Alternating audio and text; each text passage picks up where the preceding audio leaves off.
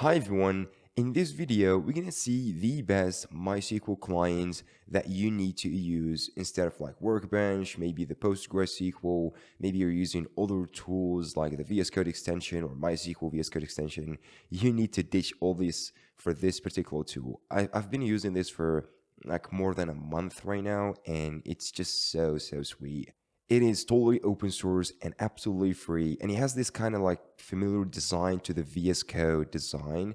So if you're used to use like something like VS Code, you will easily know about this. And you can have multiple connections, SSL, you can manage tables, delete tables, and you can view like large data on your databases. I've tried it with MySQL, I've been working with it, and it's so sweet just to work and manage all of those in a single tool. And as we all know, there isn't that much of like MySQL clients that are reliable, and we can just like use them to basically on our daily basis to connect to remote databases, maybe AWS databases, manage your own local databases, learning and this kind of stuff. So this one should be the perfect one. It has tons of features, but it's still in development, so it's still like has a lot of other features. And it's, as I said before, it's open source and it's fully packed. The tool is called Beekeeper-Studio, and as I said before, it's available on all platforms, surprisingly, so it's so easy to use and install. So let's go ahead and jump and see how can we use this, and just like, benchmark and test this one and see what makes it special compared to other MySQL client tools.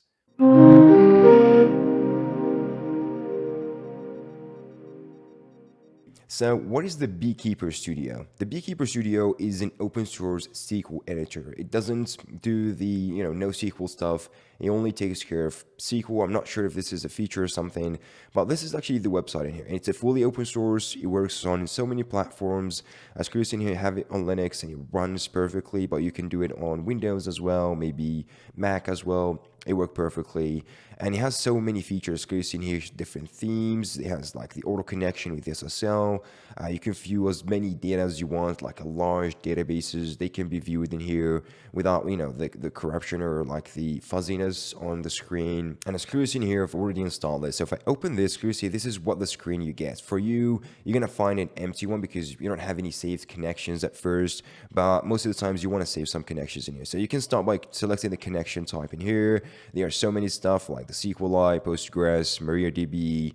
We're gonna go with MySQL. We're gonna test also, Postgres DB because I'm a big fan of both of these and I've used them daily in my work. So you got the point in here. So curiosity, you can choose like the connection type and choose the host and everything, all the basic stuff in here.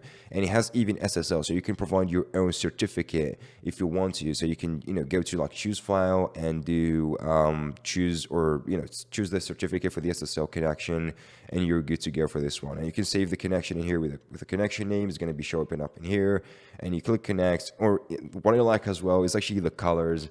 It just works so good. So you can colorize your different connections, so you can recognize this by color. So for example, we've got this bluish thing full of MySQL. Maybe the Postgres stuff is it's kind of red because what the colors are saying. So Security is sourced by collection or per color. And Security, you can sort it by different stuff. Let's say we want to access our MySQL DB. So I'm going to double click this. I'm going to have it. It's going to be the same for you as you want to like connect or something. So you can choose this drop down and you can see all the table or basically all the databases sort of like MySQL. So you can choose whatever. I got so many of them. I'm going to choose the one that I've got in here from a GitHub samples. SQL has so many stuff. So this one is an employees database, which shows you like the salaries of employees, departments, where they work, the titles, and this kind of stuff. So this is a huge database, to be honest. So I'm gonna test how it works in this one. So for example, those are all tables, and you can of course in here like just create a new table. You click on this one, you're gonna find the opportunity to just basically go ahead and create another table. So it would work absolutely fine. So you can create a table in here. If you don't want to see like a table, you can double click it. It just gonna list you all the data inside of that particular table, and you will be able to see everything. And what I mostly like about this particular tool compared to other tools, it's just like so simple and the design is so sweet. So as you can see here, it's well designed and it has this inspiration of design from VS Code. So if you look on VS Code, for example, in here, it has basically the same stuff in here going on. So they are basically the same ones. But what I'm gonna be like just talking more about this, like, the flexibility and how you're doing this, how fast it is. Maybe like you want to, like, for example, check a value here. Maybe you want to do a search of that particular value. You can do it. And there are so many stuff, as I said before. For example, I want to go ahead and, like, just gonna do by first name in here, and it's gonna tell you, like, this is a variable char or something. If you want to just go ahead and see the structure of the table, you click on this one. It's gonna take you to the structure of the table, and you can do, for example, I want this to be nullable, and it's gonna, like, pop you with this apply and reset. So it's not gonna apply it right away when you click it. There's this kind of staging feature, which I absolutely love, because if you do a mistake and you don't want to commit this mistake to a database, maybe it's a production database, right? So this kind of prevents you from doing this kind of, silly mistakes or stuff. So for example, you want to click apply to do it, or maybe copy to SQL to see it first to do it. So it's clearly, it's going to copy to SQL. This is the modification is going to happen, and you can click run. If you want to, you can click apply from here. If you don't want to, if you want to, like, reset, you click reset and the modification is gone. And this is just kind of prevents you from falling down on your own feet. So let's try to see what is it actually to type and work with this in a real world. And what I mean by this, in a real world scenario, we would be like creating queries using, SQL queries and putting them and try to execute the query and see how fast they are, how the interlicense good it is, and, just like everything, how it touches together compared to others, like maybe Workbench or maybe the Postgres SQL. So let's try, for example, we got employees in here. We got the department employee, which is a table that joins both employee and the department using the employee and department numbers close in here. And let's just try to see, like, the join between both of these and see, like, what employees are actually part of a department, as closely. So just a quick thing, and we can run a quick query. So I'm going to open up both. Let's say I'm going to open up both in here side by side, and let's try to create another one. This will open up automatically for us a new query, and you can save the query in here. But let's just try to see how it works first. Okay. So I'm going to do, for example, select, and let's say what we want to select. I want to select like a couple of employees. So I want to select the employee number and the first name, maybe the last name as well. So I'm gonna do employee number. So let's just do select all for now. I'm gonna do from, where, as you see, the interlicense works really well. So this is pretty good. I'm gonna select from employees, right? I'm gonna do as EMP for employee. So I'm gonna go back in here. I'm gonna do employee dot, and the interlicense works again. It knows that I want this as an employee. It knows that I created an alias for employees table, and it knows that I'm just kind of like grabbing this one. So as you see, you got employee number. I'm gonna select this. I'm gonna do employee. Maybe I'm gonna set before first name and employee dot last name. Okay, I want to get both of these. Now we selected from employees. Now we want to inner join them with the actual departments to get all the employees that belong into an department. So for this, I'm gonna do inner join the department's employee. So depth employee, which is this one in there. So depth employee, I'm gonna name this maybe DEMP, maybe just something like this. Just to do that, and I'm gonna do on what you want me to inner join it on. I'm gonna do emp number equals the actual DMP dot employee number. All right, so just simple as this. We're gonna select this one. As you can see, the query is pretty simple. As I said before, you can have this in multiple lines, and it would look good. I mean, when you can do it like an inner join as, and you wanna have this one on top, and I want to do on bottom in there. And as you can see, the query is just pretty good, and it looks so sweet. You can even zoom in and zoom out as you want.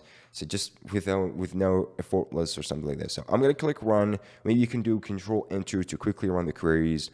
And there you go. So we got our query in here. As you can see, it got us like a 50,000 rows from 331,000. So those are employees that part of a department, and the rest are not. And the other one that I love about this one is actually the download. So you can click download. You can choose you want to download as a JSON, Excel, CSV, or maybe you want to copy to clipboard. I don't advise it because it's a huge data, 50,000 rows.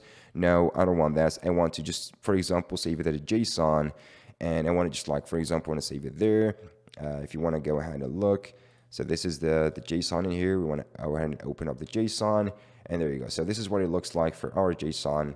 And as you can see, we got everything in a single JSON. It just got exported in just 1 second or less even than that with these queries and everything. So my experience with this, like just typing queries, running them, seeing them, and the whole look and feel of the actual tool is just so good. Now, when it comes to comparison with others, for example, let's say I want to use the VSCode MySQL Extension. So if I want to like compare both of these, like VSCode versus the beekeeper-studio, maybe versus the Workbench in here, maybe also versus the PgAdmin or the Postgres admin, which one I should choose first. For example, I would go for the beekeeper. Personally, I would just like use the beekeeper-studio instead of all of them, simply because it's lightweight, it opens up in a good way, it has tons of other features, exporting everything, and you can write queries, and interlicense matters for me as well. So if it just works with this good interlicense, that would be just absolutely good for me. And overall, it has this cool, awesome design, and it's an open source, so it's well maintained as well. So that's a one first. That's a winner for me. That's the first one. The second one I would choose, I would go for, and I use as well, very often as well, is the VS Code in here. So it just provides a solution that you can easily access throughout the VS Code without changing tools, which is a pretty big deal for me. And last but not least, I would go with the MySQL Workbench. It works really well as well, but yeah, the design and everything I'm not a big fan of. And you still, if you are actually a Workbench user, it's very hard to change to another because there are so many features in this and you're used to it, and there are so many stuff. I'm not saying Workbench is a bad one. I'm just saying I would prefer Beekeeper for most of the times, but Workbench, I still have it installed on my machine in here to use it whenever you need this kind of specific like stuff. For example, you executing advanced queries, maybe doing server import and export like an advanced way, maybe doing like plugins because it has a pretty good plugins. So many stuff. I would still use the MySQL Workbench for those particular case scenarios. I would use those three, and starting with Beekeeper, it just works absolutely good. So yeah, that was it actually, guys, for this particular video. Hope you guys actually enjoy. Hope you actually like this type of videos. Hope you like this tool, and make sure to subscribe and push the like button just to push me forward. And without further ado, guys, hope you guys enjoyed step 4. Catch you all hopefully in the next ones.